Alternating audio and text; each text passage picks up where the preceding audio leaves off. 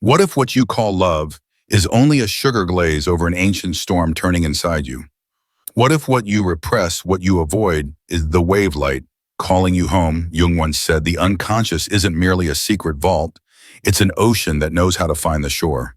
Tonight, as the world quiets and your screen still glows, listen, there is a whisper inside you, the voice of the shadow inviting you to cross the threshold of honesty. Not the well-behaved honesty that earns applause, but the honesty of someone willing to face rough, contradictory, nameless impulses and still choose to love herself. It takes only 10 seconds to admit your desire isn't wrong. It simply hasn't been understood in the soul's language. You and I grew up on fairy tales where the lovable woman is agreeable, gentle, and pre-reads everyone's expectations. But beneath that civilized script runs an ancient current, the archetypes Jung called collective images, flowing through dreams, through intuition, through choices we can't explain. There you meet the great mother, both nourishing and devouring, the siren, seductive and perilous, the warrior guardian of boundaries, the lover yearning to unite. When these forces go unnamed and unwelcomed, they flood life in crooked ways. We become the good girl to the point of numbness, or we suddenly flare up and then regret it. We say yes when our body means no, then punish ourselves with silence. Jung doesn't come to condemn you, he comes with a map. And that map doesn't just say, here is desire, it points to where it longs to take you, wholeness. Before we go further, we need a few bright clarifications for your safety. First, distinguish 3 layers: fantasy, desire, and behavior. An image can be the soul's symbolic speech. It never obligates you to act it out. Behavior is always a conscious choice guided by values, by law, and above all, by clear consent. Second, we won't slide into either extreme, neither reducing feminine sexuality to pure biology, nor chalking everything up to social construction. Jung teaches us to hold a paradox. Inner life is a dialogue between nature and culture, the individual and the collective, the ego and the images larger than our small lives. Third, history has a context, fin de siècle. Vienna is not New York or Austin today. In everyday American life, the mother complex shows up in painfully ordinary ways. At work, you keep taking on invisible tasks, taking notes, tidying the conference room, doing free emotional labor for the team. At home, you shoulder 80% of the family's emotional care, even when you're also the primary earner. Online, you edit every sentence. Don't be too direct, don't be too cold, don't be too much. This isn't just personality or company culture. It's the inner mother trying to keep peace at any cost. But her other face, the devouring mother, slips in when you feel drained, people take from you reasonably, and you give by reflex, then turn the anger back on yourself.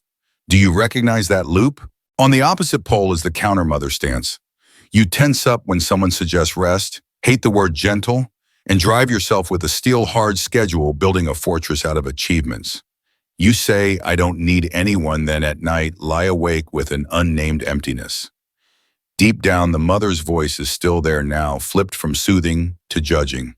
The command, be perfect, don't disappoint anyone, can sound like conscience. In fact, it's often an inflated reflection of the mother archetype when it isn't in its rightful place. This is what Jung would call a symbol crisis. When a big image isn't made conscious, it erupts as symptoms: exhaustion, self-blame, flashes of anger, or extreme decisions. Now step with me through 3 doors of the mother complex, 3 patterns that help you recognize yourself. Which one feels most like home right now? Door 1, fusion. You feel safe only when you're with someone. You fear disappointing others more than disappointing yourself. Typical moves: quick yeses, over-apologizing, feeling for others before they've even spoken. Everyday example: after a 9-hour shift, a coworker pings, could you tweak the slides? Your throat dries up. Heart thumps, you still type. Sure. That night you berate yourself for skipping yoga. In Jung's language, the self, the regulating center, has been temporarily hijacked by the mother mask blurring your boundaries. The task isn't to banish kindness, but to separate your personal mother from the archetypal mother so you can say yes when it's love and no when it's self-erasure. What's one tiny boundary you could honor this week? Door 2, counter-identification. You build rational armor. You conquer and control. You pride yourself on being unsteerable, yet you're exhausted from being the I need no one version of you. Dating example on Tinder or at dinner, you keep the driver's seat 100% and hit exit the moment you might need them. That proactive move is really fear of being swallowed whole. Back home, your perfectly ordered apartment echoes with emptiness. The practice here isn't surrendering all control, it's selective empowerment, letting animus inner masculine sit beside anima, inner feminine instead of silencing each other. Where could you experiment with sharing the wheel by 5%? Door 3 oscillation. You swing between over-mothering and over-resisting. One week you're the fairy godmother meal prepping for the whole building. The next you vanish, no texts, no replies. Here rhythm helps most small, steady micro-adjustments instead of big flips. Practice one tiny no daily, no more invisible labor, no staying late unless truly needed, and one tiny yes to nourishment. 10 aimless minutes outside, one sincere, unforced check-in. Small rhythms repeated are how the self slowly takes back the wheel. What's today's tiny no and today's tiny yeah? You might ask, how do I hear the mother archetype without confusing her with my actual mother or with social expectations? Jung's answer is surprisingly simple. The unconscious speaks in images. That's why we use a dream journal in the mandala. Each morning, jot 3 dream fragments, a color, an object, a feeling. Draw a circle, place the fragments at the 4 directions. You don't need to understand anything yet. Just keep company with it. Over time, the image will work on you. Will you try this for 7 mornings and notice what changes? Imagine you're driving on the freeway, radio low, everything calm, then someone cuts you off. Your chest tightens, a sharp word slips out and a thin film of shame follows. But I'm a good person. Jung would say that moment isn't just anger. It's your shadow knocking speaking in a fast, blunt dialect. The shadow isn't an inner villain to be slain. It's life energy you pushed into the basement because it didn't fit the self-image you worked so hard to keep. In America, we're raised on positivity, productivity, tight schedules, and polite smiles. Helpful at first until authentic impulses like boundaries, ambition, protective, anger, and embodied passion get confiscated as evidence. The shadow is the evidence locker. Jung said what we refuse returns as fate. Practically, the exhaled parts surface in 3 ways. Too much, explosive, dramatic; too little, numb, shut down or out of place, aimed at the wrong person. Wrong time. You don't blow up at your boss, but you yell at your kid over spilled milk. You won't state your rate to a client, but you go nuclear on your partner over eggs. You don't voice big dreams, but you feel weird envy toward a classmate at yoga. None of this makes you bad. It means downstairs there's a room without a light on. So what is shadow when we talk about feminine desire? It might be the power you forbid yourself to hold, the assertiveness you label toxic masculinity, the magnetism you hide under a cardigan, or a quiet wish to explore edges within safety and consent. Freud shocked the world by naming these drives. Jung asked a different question. Who is it? Which archetypal figure is speaking? How might it serve your wholeness? If you're pulled toward the unavailable one, maybe it isn't bad taste. Maybe an inner animus wants your respect. The part that sets goals, says yes, no clearly, and stands up for you. Dreaming of fire, perhaps not sin, but eros asking to warm a life gone cold from overscheduling. To walk with the shadow without letting it drive, use a practical, symbolic, and safe map that begins in the body, because the unconscious speaks through sensation. When you're triggered, swap. Why am I like this? For what energy just showed up in my body? Name it simply: heat in the chest, tight throat, pins in the gut. Sketch a weekly hotspot map. You may notice righteous anger rises in the chest like protective fire. Shame gathers at the throat like a too tight turtleneck. Fear freezes the legs. Knowing the shadow's voice in the body keeps you from confusing it with a moral failure. Next, amplify the symbol. A favorite Jungian move. If you dreamed of a wolf this week, don't slap on aggressive. Ask, what does my wolf look like? Thin or strong? What do its eyes want? What does it guard? A woman in Phoenix found her wolf walk beside her. No biting, simply standing between her and a crowd. After some dialogue, she realized the wolf was her survival boundary, the one she needed at work when people popped in with quick favors. Symbols don't replace action, they authorize the right action. Since naming the wolf, her emails say, "I'll review this after 2 p.m. No over-apology, no long explanations, no simmering resentment, just clarity. You can try a 10-minute nightly ritual, lantern and cellar. Step 1, hand on the place your body is talking.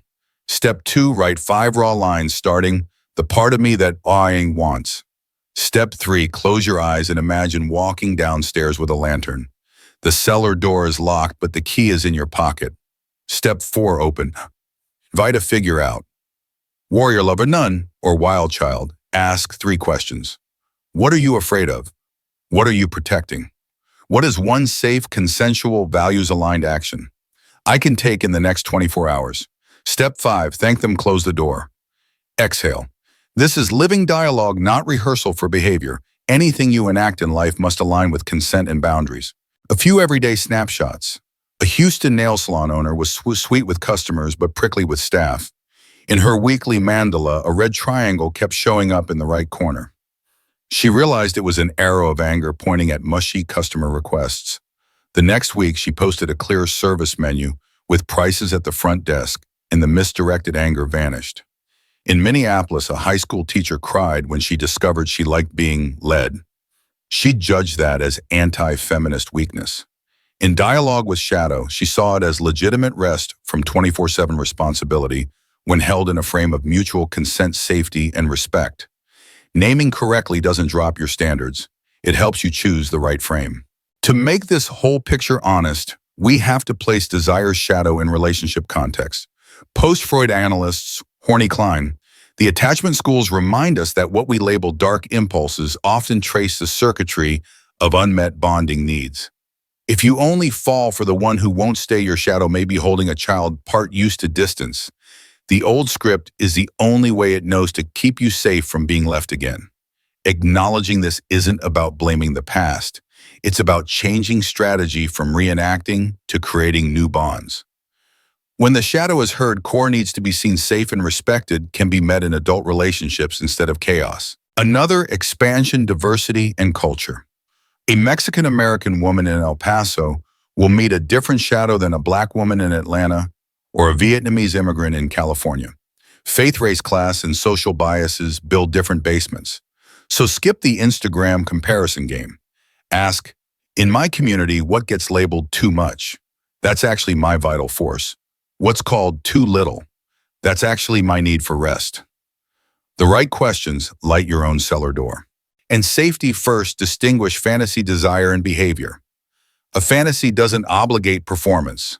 It may be your soul's sketch about power, softness, trust, or surrender. If and only if you choose to translate a fantasy into behavior, hold 4 words: voluntary, informed, enthusiastic, revocable. The same with inner work. If a practice overwhelms you, put the pen down, walk, drink water, call a friend, or seek professional support. We are not here to prove toughness. We are here to return to center.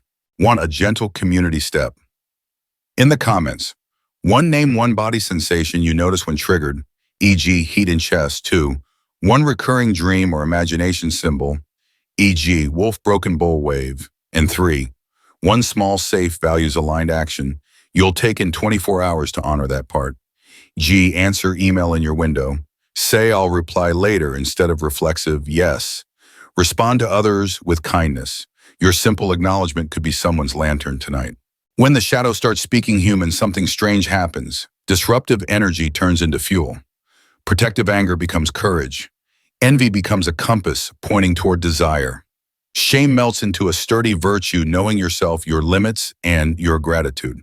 From that quiet center, a subtler dialogue rises, not just you in the shadow, but the inner feminine and inner masculine. Eros wanting connection and Logos seeking clarity. That's the threshold ahead. Anima, animus, the syzygy Jung saw as the bridge from I to the self. There your inner feminine stops collapsing into appeasement, your inner masculine stops hardening into control, and both learn a common tongue, so desire no longer divides it, invites. If this lit a lantern and you don't snuff it out, carry it as we cross the next threshold where Eros and Logos sit down, lay hands on the table, and begin negotiating a life that feels whole. Imagine you carry 2 currents inside you. One is warm, round, connective, eager to hold the world close. The other is straight, bright as a blade, able to say enough, set a target, and see it through. Jung called this the dialogue between eros and logos, between anima and animus, the inner principles within every human being. For many American women today, the lesson isn't soften to be loved, but forge a positive animus, an inner masculine voice that is steady and kind. Not a rigid priest barking must, should, right, wrong, but an ally who keeps his word. If earlier we touched the shadow and heard its whispers about neglected needs, now we need a faithful translator. That's the mature animus. He finds the words, draws the boundary, and organizes the outer world around what you hold sacred. You've probably met your dark animus without naming him a chain of inner judges, 1,000 brittle opinions that bolt you to impossible standards. I should have been stronger. I should have done better. I must not need anyone. At work, the dark animus turns you into an all-controlling operator. Everything must move in straight lines. In love, he puts on a moral teacher mask and turns intimacy into a silent courtroom. A positive animus is different. He's the gatekeeper of your heart, clear on who comes in and who stays outside. He's the contract maker, able to set terms with you and with life. He's the wordsmith, helping you speak straight without steamrolling anyone. Do you notice this difference in yourself? Let's step into a few real-life scenes. A marketing manager in Chicago decided to be more feminine and tried to soften in every meeting. The result? Her ideas got overrun. She came home late carrying suppressed anger, then blamed herself for not being nice enough. When she tried the inner counsel exercise, she saw her dark animus only had 2 buttons, silence or steamroll. We practiced a new version, clear yet warm. She taped one line to her screen. I appreciate your view, and here's my specific recommendation and why. 3 weeks later, colleagues paused when she spoke, not because she got louder, but because her logos found a deeper, slower structured voice. Meanwhile, a Portland artist was paralyzed by an analysis till numb, animus spreadsheets, audience segments, ROI math, until eros, the simple joy of painting, dried up. So we gave anima a chair on the council and blocked mandatory play, 45 minutes of painting, with no goal and no posting. Strangely, those play canvases sold, first people could feel the life in them. Jung doesn't ask us to pick a side. He invites us to build a bridge between eros and logos, so desire isn't a sinner or an empire, but a river with banks. The banks are logos, language, boundary structure. The water is eros, connection, intimacy, inspiration. Without banks, water floods. Without water, a riverbed is just a dry ditch. So we neither repress desire nor open the floodgates blindly. We negotiate daily, guided by a golden rule: consent, respect, safety, and fidelity to your values. If you're dating or in a long-term relationship, a mature animus also becomes the architect of boundaries. A woman in Austin realized she kept saying, "I'm fine," to avoid conflict, then exploded later over something tiny. We sketched a 3-tier boundary map. Green comforts, a hug on greeting video calls anytime before 10 p.m. Yellow ask first jokes about bodies, sharing private photos. Red non-negotiables, touch without consent, location tracking. She shares that map at the start of new relationships. What happened wasn't less spark, but a hearth for the flame. Intimacy rose because both could play by the same rules, the ones she authored, not rules imposed from outside. That's logos restoring dignity to eros. We also need to include diversity and equity. Your anima/animus or grew up inside specific cultural, racial, religious, class, and sexuality contexts. For a Black woman in Atlanta, animus may be the voice that demands respect against daily micro-intrusions. For an immigrant woman in California, animus might be the right to speak imperfect English without shame. For a queer woman in Brooklyn, animus is the negotiator for forms of intimacy not scripted by the majority, all valid when grounded in clear consent and personal values. Jung teaches us to listen to images, and your images need not look like anyone else's.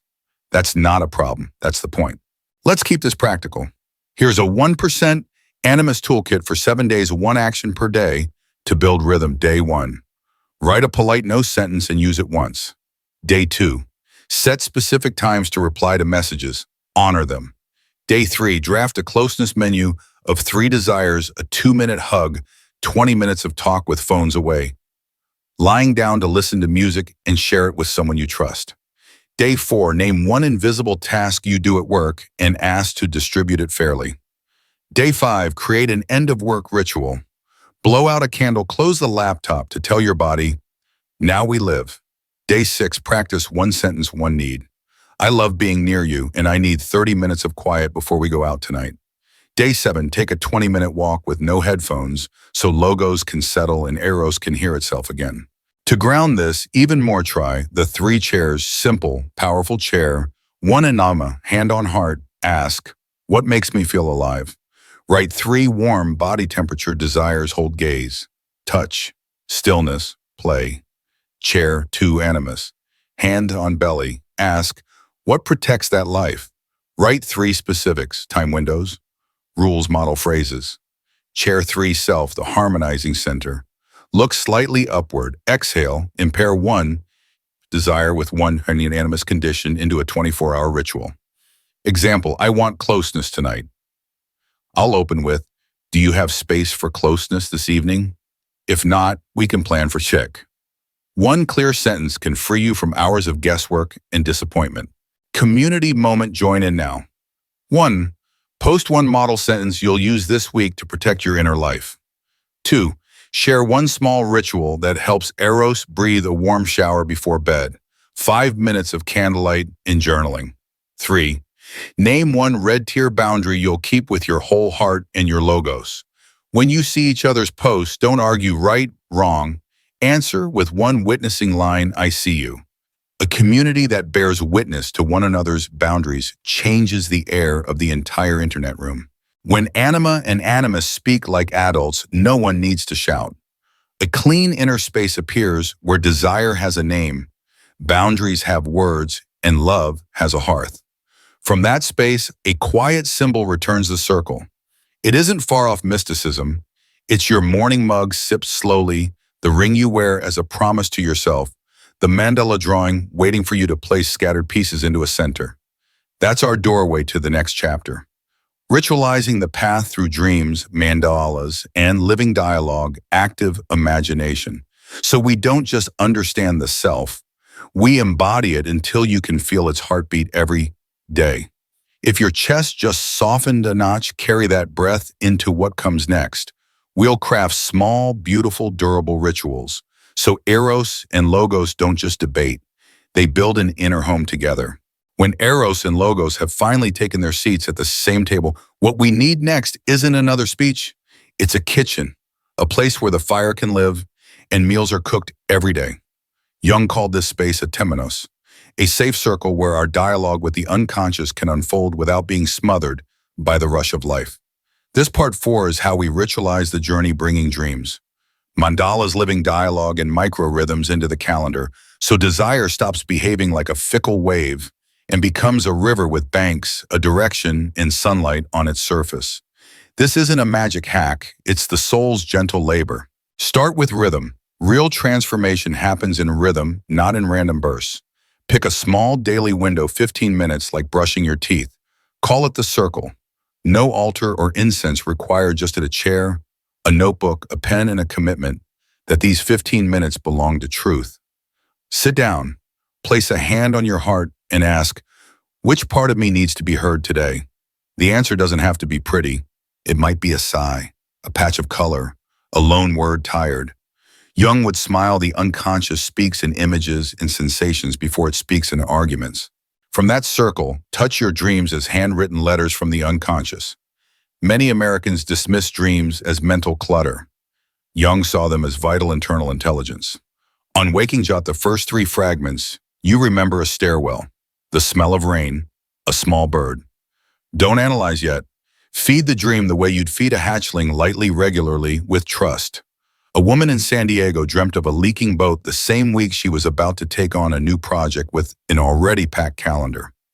She sat in a circle and asked boat, what do you want? The answer was ordinary wisdom, patch the hole before taking more passengers. She delayed the project 2 weeks, shored up her current process, and suddenly she could breathe. Dreams won't make your choices for you. They map the terrain inside you so you can choose a safe, honest path. Once dreams have a place, invite the mandala, a circle with a center as a map toward the self. Jung noticed mandalas arising spontaneously during inner reorganization like a star disk that orients you. Draw a circle and place into the four directions. The energies you're carrying: water feelings, fire, will/desire, earth body, habits, air, thoughts, words.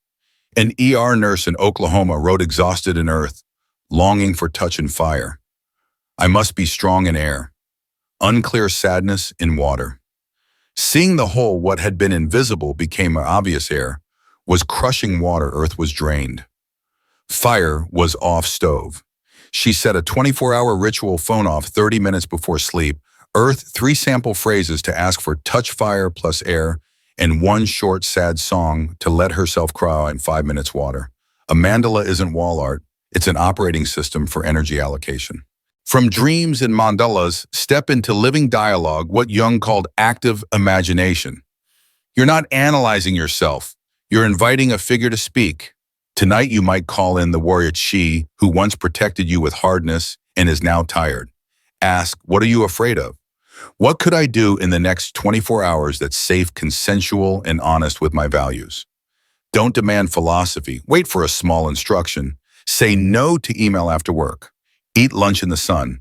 Hold your partner's hand before discussing the bill. Doing the small things signals the unconscious, I hear you and I act.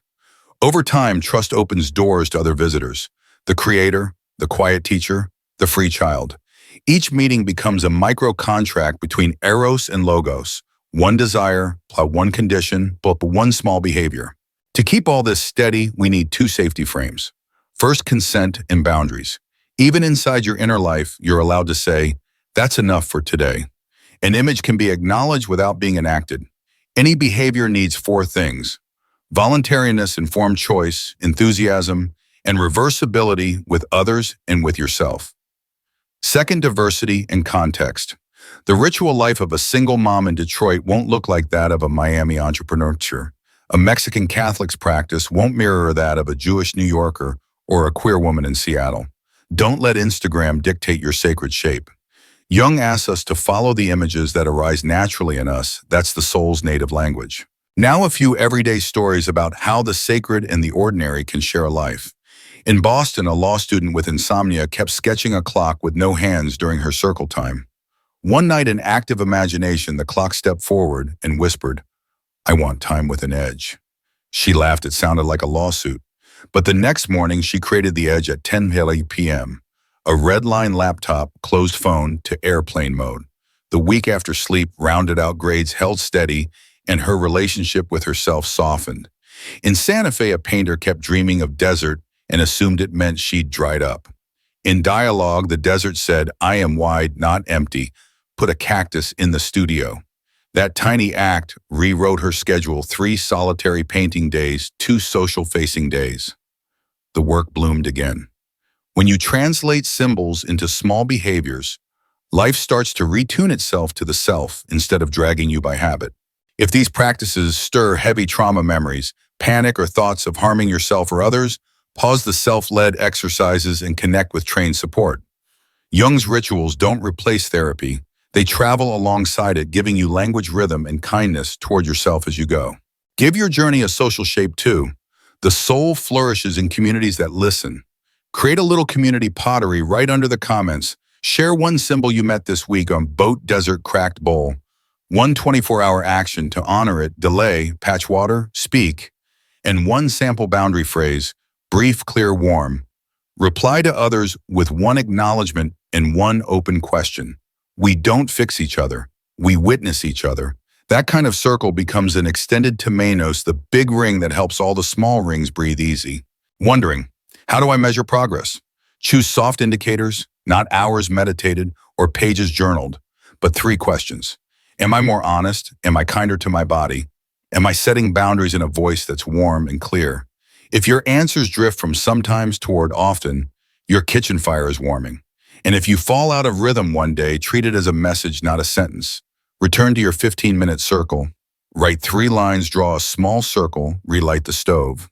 By now you may notice a symbol returning: a cracked bowl fused with veins of gold, a circle with a quiet center, a bridge between 2 banks. Whatever it is, it's pointing toward one place, the self, the center that never forces, only invites. And from that place, our journey moves to the next phase, crystallizing and handing on, gathering the strands, the mother archetype, the shadow animus, the daily rites into a living stream you can bring into work, love and creation, and then pass on to those who come after without losing your own breath. If your hands feel warm when you think of the bowl, the circle, the kitchen, carry that warmth. We're about to kindle a flame bright enough to guide the way and gentle enough to stay. Imagine you're holding your own kintsugi bowl, the gold seams tracing where the cracks once were.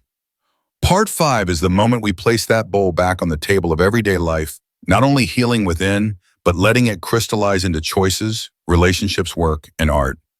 Jung called this movement a turning toward the self, the serene yet steady center, where opposites learn to coexist without devouring each other. From here, there's no more proving you're good. You become the keeper of the hearth, the one who keeps time, the signer of small truces between eros and logos, between the mother archetype, the shadow animus, and the bustling, ordinary world. The starting point is disarmingly simple, a gentle vow to yourself. Not I will be perfect, but I will return to center. Each day when you feel flung off center by an urgent email, a passing critique, an old memory surfacing, you whisper, return. Return with one breath, one sip of water, both feet on the floor. Set a small physical reminder, a circle on your wrist, a pebble in your pocket, a mandala on your notebook. Cover. Jung would say we need tangible anchors to remember the invisible. From that vow, we translate the inner map into 3 bridges to the world: work, love, and creativity. At work, a woman in Dallas was always putting out fires for her team. She once believed it was pure generosity. Now she recognizes the devouring mother's shadow and a dark animus, both casting her in the role of the one who must carry it all. She taped a small mandala beside her screen and divided it into 4 corners: earth, health, water, feelings; fire, goals; air, language. Each morning she sets one concrete action in each corner: eat lunch away from the desk. 10 minutes of sincere check-in with a colleague, a time-bound goal, a ready phrase to decline invisible labor. After 6 weeks, what changed wasn't I'm no longer kind, but I'm kind with boundaries. She reports less burnout, her ideas heard more clearly, and most importantly, self-respect for the life within her. In Love, a couple in Nashville uses 3 chairs every Sunday evening: the anima chair to name desires for intimacy in the coming week, touch talk; play, the animus chair to set the frame, time language pullback signals; and the self chair to choose a small ritual they can do right away. They used to fight over the misunderstanding, silence, equals rejection. Now they use a key question: do you have bandwidth for closeness tonight? If not, they set another time Eros no longer has to pound on the door at midnight. You'll see it when Logos gives Eros a calendar slot. The flame of intimacy warms instead of burns. In creativity, a screenwriter in Los Angeles felt paralyzed by the judge-teacher voice. Practicing living dialogue, he invited the silent teacher in for 20 minutes each morning. The teacher's instruction: write 3 bad scenes, then delete them. That's the hand-washing ritual. When he stopped trying to write something brilliant from the first line, the story began to breathe. Jung would smile when the shadow is given a safe practice field. Talent once buried under, shame returns like a spring. A crucial widening in this crystallization is inner ethics. Not a rule book for punishment, but a lantern for walking through the night. You can write a brief self-chartered: I will honor my body. I will speak truth with warmth. I won't use silence as a weapon. I will only agree to what I can keep. The charter isn't designed to please anyone. It exists to guard the dignity of Eros and the humility of Logos. When you misstep, as we all do, return to the circle, hand over heart. Where can I apologize? What needs forgiving? What did today's symbol try to teach me? This isn't stiff moralism, it's psychic hygiene. Justice and diversity run like a red thread through the work.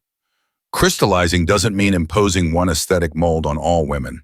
In Atlanta, a Black mother uses her self-charter to shield herself from microaggressions, boundaries around touching her hair, correct naming, and not being drafted to be strong for the world. In Seattle, a queer woman sets explicit consent standards across every form of intimacy, not because she's unromantic, but because she is respectful. In El Paso, a Mexican-American woman invites her own mother into active imagination, not to keep fighting, but to lift the archetypal cloak off her mother's shoulders to return her to human size and herself to the right size of freedom. Crystallization means humanizing symbols, not idolizing people. To help you see the path, here's a light but durable 30-day re-entry map. Week 1 practice, return, pause 3 times a day for 60 seconds.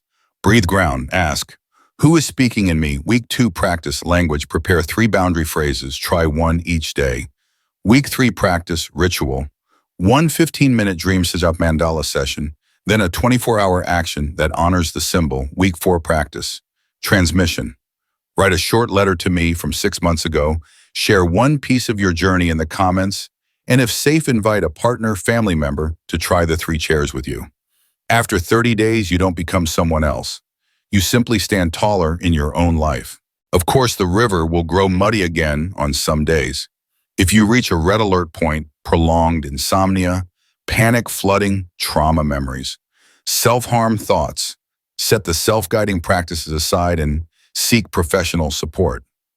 Crystallizing isn't white-knuckling it alone. It's when we allow community and clinicians to become an outer temenos while the inner one is in a storm. You are always worthy of safety. I'd love to turn the comments section into a kintsugi gallery. Share 1 gold seam. You've laid this month a boundary. You voiced a habit. You began a conversation. You opened with kindness. Add the symbol that guided you, a patched boat, a clock with a worn rim, a cactus in the desert, a circle with a center. And if you're willing, leave 1 sample line that helped you tend the hearth. When you post, you're not just telling a story. You're passing along a map to the person behind you. You might wonder, how do I know I'm touching the true self, not just a more sophisticated ego? Signs of the self are plain spacious, but not hollow. Warm, but not hot, clear, but not sharp. You notice less inner arguing. Your inner voice lowers and slows. Your body feels soft yet capable. You long for home. Love needs no performance. Within you is a room that welcomes the morning light. Yes, there are still rainy days, but now you know how to make a fire. There are tiny moments, a deep breath, a bead of water on the rim of a glass, a quiet nod to yourself that pivot an entire life. If you've walked with me from the mother archetype through the shadow, listened to anima, animus, and rekindled the temenos hearth of your own kitchen, then now is the time to make a gentle promise. I will return to the center. Jung calls this the movement toward the self, unshowy, unnoisy, steady as an underground spring. When the self is present, desire is no longer a wave to suppress or a fire to fear. It becomes a river with banks moving quietly through work, love, creativity, and the very ordinary days. Picture your own kintsugi bowl on the kitchen table right now. Each gold seam is a lesson learned with your whole heart, separating the personal mother from the archetypal mother, hearing the shadow without condemning yourself, inviting the animus to speak in a low, clear, warm voice, protecting eros with boundaries, calendars, and the small rituals of every day. Together, they form a calm dignity, spacious but not hollow, warm but not overheated, clear but not cutting. You are not a better version to show off to the world. You are yourself, quiet enough to be kind, clear enough to choose. Because modern life so easily carries us away, I want to hand you the 7-line journey, a small morning litany that takes 1 minute yet can orient your whole day. Whisper it, write it in your journal, or tape it to your mirror. Today, I return to the center. I honor my body as a speaking temple. I distinguish imagination, desire, and action. Every action comes with consent and respect. I speak the truth in a warm, clear voice. I set boundaries to protect what I love. I listen to symbols, dreams, images, intuition, and turn them into small 24-hour actions. I pass on what is good kindness to myself and to one other person today. When you live with these 7 lines, the self stops being an idea. It becomes the rhythm of your steps, the way you open a door, the way you say no as a deeper yes to what is worthy. And if one day you lose your way, as we all do, treat it as a message, not a verdict. Return to your 15-minute circle, write 3 imperfect sentences, draw a small circle, place a hand over your heart. The hearth doesn't blame you for being away. It simply waits for your return.